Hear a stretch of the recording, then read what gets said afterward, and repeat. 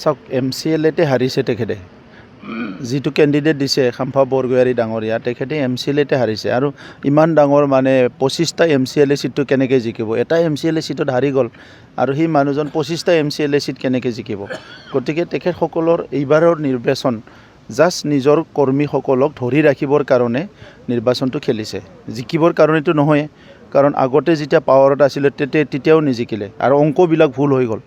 আমাৰ অংক এতিয়া কাৰেক্ট আমি NDA হিচাপে আছোঁ আৰু 2-3টা ইফালে জাপ মাৰিব বিচৰা নাই তেখেতে আৰু ইফালে অংকবিলাক কৰি থাকে গোটেই অসমত কেণ্ডিডেট দিয়ে আৰু উইথড্ৰ কৰে এতিয়া কৈছে আৰু 5টা ইলেকশ্যনত খেলিম আমিতো আৰম্ভণিৰ পৰা এটাতে খেলিম বুলি কৈছোঁ কোকৰাঝাৰতে খেলিম বুলি কৈছোঁ কোনো লৰচৰ নাই এটাতে খেলিম আৰু এতিয়া এটাতে আমি ঠিক কৰিছোঁ আজি NDAৰ লগত ইয়াত আগত থিয় দিব পৰা কোনো প্ৰাৰ্থী নাই কোনো দল নাই অসমৰ নিৰ্বাচন লোকসভা নিৰ্বাচন খুব ভাল হ'ব কিছুমান ইলেকশ্যনটো এটা উৎসৱ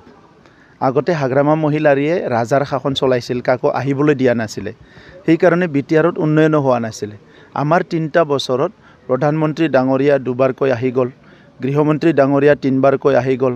ডিফেন্স মিনিষ্টাৰ দুবাৰকৈ আহি গ'ল আমাৰ বিটিআৰ অঞ্চলত কেন্দ্ৰীয় মন্ত্ৰী সঘনে আহি আছে ৰাজ্যৰ কেবিনেট মন্ত্ৰীসকল আহি আছে আপোনালোকে 17টা বছৰৰ ৰিলটো টানি ফেলাই চাওক BPFৰ দিনত কোন আহিছিল মানুহক জবৰদস্তি ধৰি অবৰো কৰা হৈছিলে ইয়াত কোনো অবৰো নাই ইয়াত আছে ৰাজবংশী আছে বঙালী আছে গোৰ্খা আছে বড়ো আছে বিভিন্ন জনগোষ্ঠী আছে অবৰো বুলি ক'লে কিছুমান জনগোষ্ঠীক লৈ পেলাই জবৰদস্তি এটা অবৰো টাইটেল দিছিলে অবৰো বুলি কোনে যিসকলে নেতৃত্ব দিছিলে তো এতিয়া অবৰো বুলি ইয়াত কোনো সংগঠন নাছিলে আজি এই পৰিৱেশটো আজি এই 3টা বছৰত আমাৰ চৰকাৰ অহাৰ পিছত আজি বিজেপিৰ যিটো উদ্দেশ্য আছিলে সমন্বয় কৰিব লাগে UPPLৰ যিটো উদ্দেশ্য আছিলে সমন্বয় কৰিব লাগে এই পৰিৱেশবিলাক এতিয়া দূৰ হৈ গ'ল এতিয়া চাওক MCLAতে হাৰিছে তেখেতে যিটো কেণ্ডিডেট দিছে খাম্ফা বৰগোহাঁই ডাঙৰীয়া তেখেতে MCLAতে হাৰিছে আৰু ইমান ডাঙৰ মানে 25টা MCLA চিটটো কেনেকৈ জিকিব এটা MCLA চিটত হাৰি গ'ল আৰু সেই মানুহজন 25টা MCLA চিট কেনেকৈ জিকিব গতিকে তেখেতসকলৰ এইবাৰৰ নিৰ্বাচন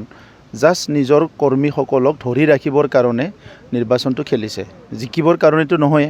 কাৰণ আগতে যেতিয়া পাৱাৰত আছিলে তেতিয়াও নিজিকিলে আৰু অংকবিলাক ভুল হৈ গ'ল আমাৰ অংক এতিয়া কাৰেক্ট আমি NDA হিচাপে আছোঁ আৰু 2-3টা ইফালে জাপ মাৰিব বিচৰা নাই তেখেতে আৰু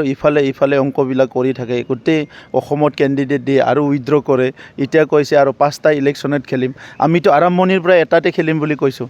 কোকৰাঝাৰতে খেলিম বুলি কৈছোঁ কোনো লৰচৰ নাই এটাতে খেলিম আৰু এতিয়া এটাতে আমি ঠিক কৰিছোঁ আজি NDAৰ লগত ইয়াত আগত থিয় দিব পৰা কোনো প্ৰাৰ্থী নাই কোনো দল নাই অসমৰ নিৰ্বাচন লোকসভা নিৰ্বাচন খুব ভাল হ'ব কিছুমান ইলেকশ্যনটো এটা উৎসৱ আগতে হাগ্ৰামা মহিলাৰীয়ে ৰাজাৰ শাসন চলাইছিল কাকো আহিবলৈ দিয়া নাছিলে সেইকাৰণে বিটিআৰত উন্নয়ন হোৱা নাছিলে আমাৰ 3টা বছৰত প্ৰধানমন্ত্ৰী ডাঙৰীয়া দুবাৰকৈ আহি গ'ল গৃহমন্ত্ৰী ডাঙৰীয়া 3বাৰকৈ আহি গ'ল ডিফেন্স মিনিষ্টাৰ দুবাৰকৈ আহি গ'ল আমাৰ বিটিআৰ অঞ্চলত কেন্দ্ৰীয় মন্ত্ৰী সঘনে আহি আছে ৰাজ্যৰ কেবিনেট মন্ত্ৰীসকল আহি আছে আপোনালোকে 17টা বছৰৰ ৰিলটো টানি ফেলাই চাওক BPFৰ দিনত কোন আহিছিল মানুহক জবৰদস্তি ধৰি অবৰো কৰা হৈছিলে ইয়াত কোনো অবৰো নাই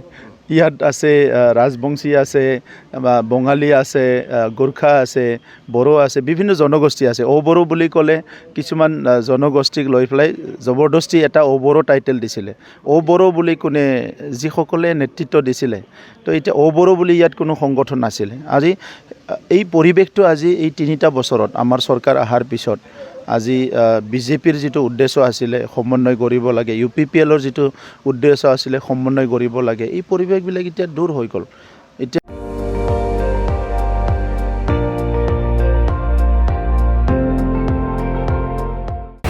আপুনি চাই আছে ND24